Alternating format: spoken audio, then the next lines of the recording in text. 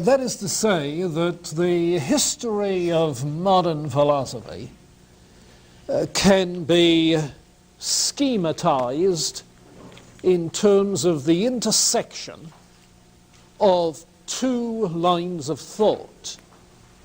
On the one hand, in British philosophy, an empiricist tradition, and on the other hand, in continental, a rationalist tradition. These two traditions representing the extension into all areas of inquiry of the inductive methods of science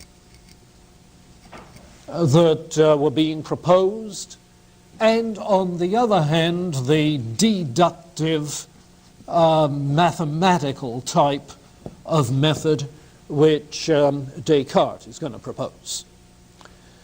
So what we'll be doing is tracing the development of these two strains, and starting in the British strain with Francis Bacon and Thomas Hobbes, 17th century England. Francis Bacon, first of all, some orientation to his purpose and method. His overall purpose is very apparent in his writings and in much of the secondary literature about Bacon, but it frequently does not come out in the one-chapter treatments that you get in textbooks like Stumpf. It is, however, particularly interesting if we're trying to trace the shift of worldviews from medieval to modern times. Inasmuch as Bacon, while every bit as genuinely Christian as the medievals, comes at the whole undertaking in a markedly different way. Bacon's mother was a Puritan of Reformed theological persuasion. And there are echoes of that in Bacon's thinking and in his overall purpose. He makes repeated reference to the so-called cultural mandate in the opening chapters of Genesis. The mandate given to Adam and Eve to replenish, subdue, exercise dominion, stewardship, so forth. And he complains that the human race, far from fulfilling that mandate, is detracted from it, and that it is the responsibility that we have to recover the exercise of that right over nature which belongs to the human race by divine bequest. So he's thinking, as Reformed thinkers often do, of the task of philosophy, science, the intellect, in terms of creation, sin, redemption. Creation gave us a mandate. Sin has distracted us from the mandate. Redemption calls us back. Now, that's the theological frame with which he's working. But the particular kind of sins that he blames and the particular redemptive hope that he has is tied very much to philosophy. That is to say, he regards the scholastics as some of the main perpetrators of the crime of distracting the human race from the cultural mandate. For the reason that the scholastic disputes help us not at all in enriching human life in transforming society through human knowledge, and so forth. And on the contrary, what he wants, instead of the sterility of Aristotelian philosophy, as he calls it, the sterility that disgusts him, what he wants is a new approach, a new method that will help us get back to the task of transforming nature and shaping human society. Put it this way, if you like. The medievals conceived of philosophy as ancilla theologiae. That is to say, as the servant, ancillary to, servant of theology. Philosophy serving theological tasks. What Bacon does is to see philosophy not as the ancilla, the servant of theology, but of society, working for the good of the human condition, you see,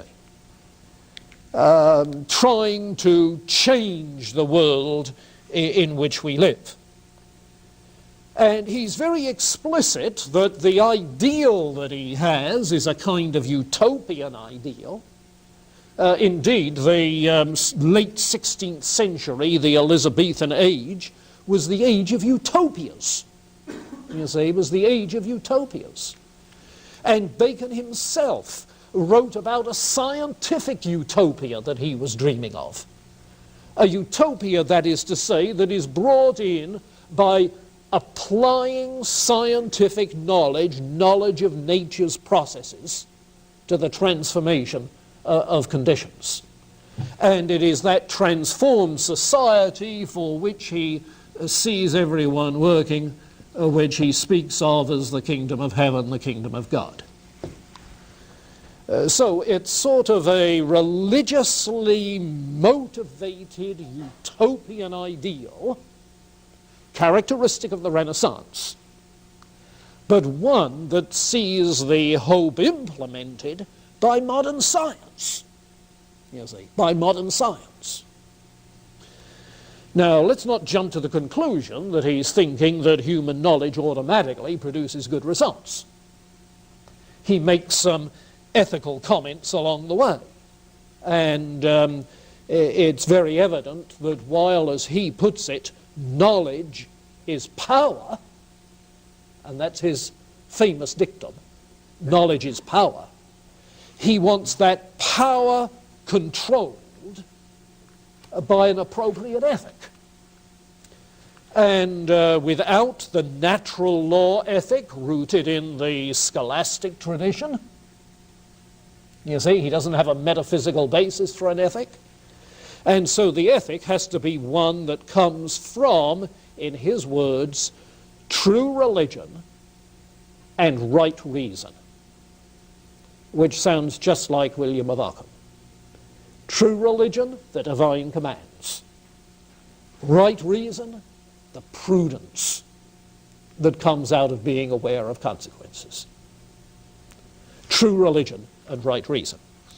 Now, if you have with you the anthology, and I'd like to assume you do, this is the new anthology, beginning with Bacon. Oh, you mean you didn't bring it? Okay, next time.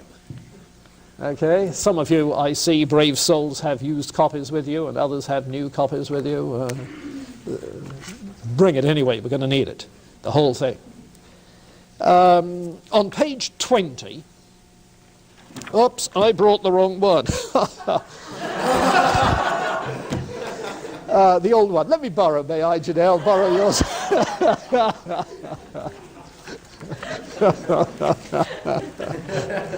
I spoke in a mirror.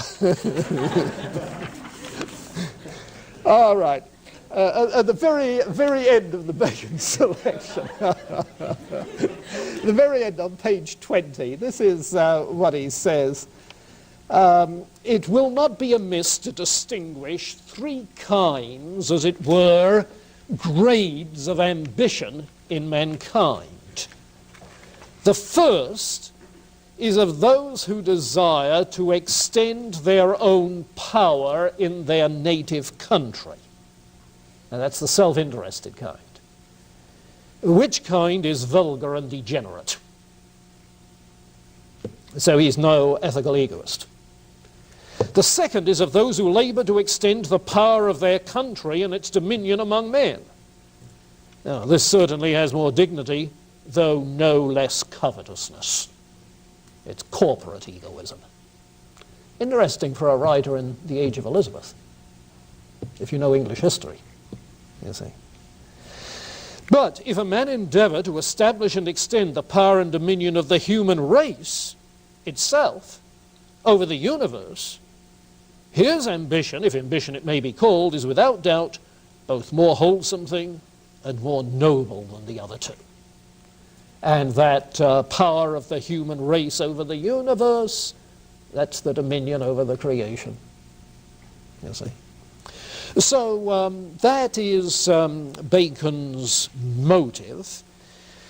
And you may well have come across literature or heard it said that this Baconian emphasis really gave license to modern science to exploit nature, to dominate resources and the environment for our own pleasure and good, so that sometimes the environmental problems of our day are blamed on Francis Bacon, you see. Now, frankly, I think that's accusing Bacon without looking at the context from which he's thinking. Because it's very apparent as you read Bacon at length that he's not thinking of it as domination, but as stewardship in a way appropriate to the kingdom of God. So it's a very significantly different thing. That's not to say that the Baconian influence didn't give people license, but it wasn't Bacon. It was the way Bacon was read out of context. Now, what sort of method does he have in mind? What sort of knowledge can give power over nature's processes? And the answer obviously has to be a knowledge of nature's processes. A knowledge of nature's processes. And the way he puts it might be misleading unless you see the subtle use of words that are involved. Because on the one hand, he has rejected any metaphysic of forms.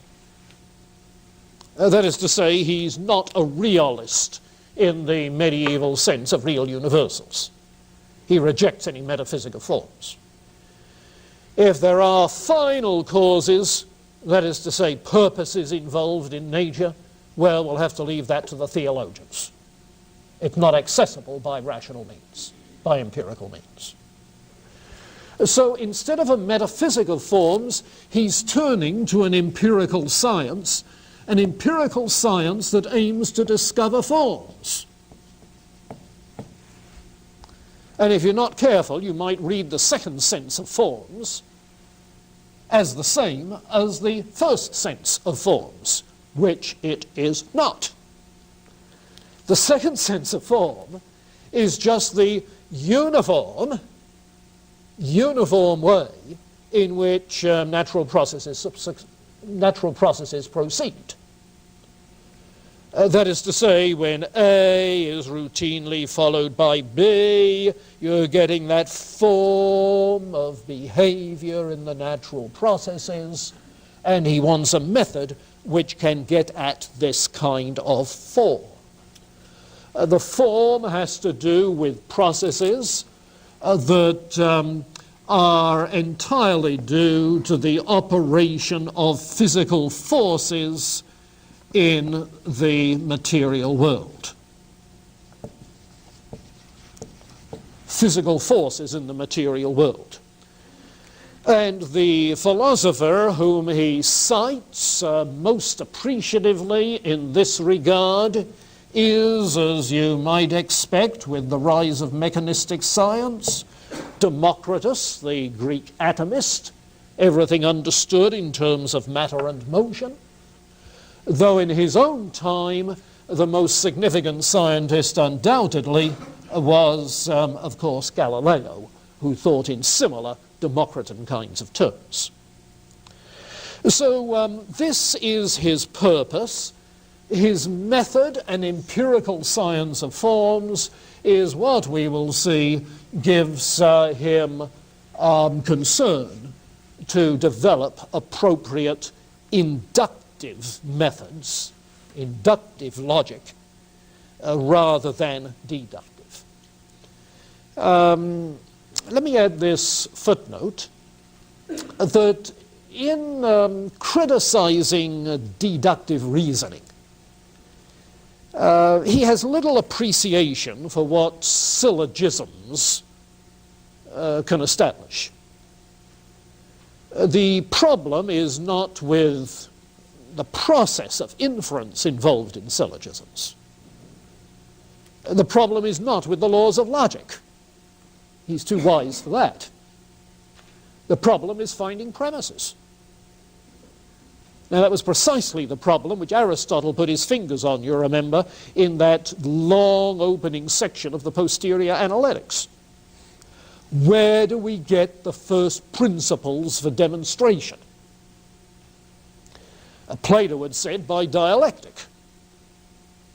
Aristotle poses the problem of an infinite regress of first principles, or of a circular argument about first principles. And finally comes down to the notion that we are able intuitively to abstract the first principle, the form of the species, from the experience that we have cumulatively of a whole species. Now, it's that process of intuitive abstraction which Bacon does not like. He talks in one place of improperly and hastily abstracted concepts that render syllogistic reasoning useless. Aristotle's abstraction of forms from species, you see. He has little respect for it. Yet the interesting thing is that while Aristotle called that process induction, by induction we know the forms, Bacon also calls the process induction. By induction we know the forms.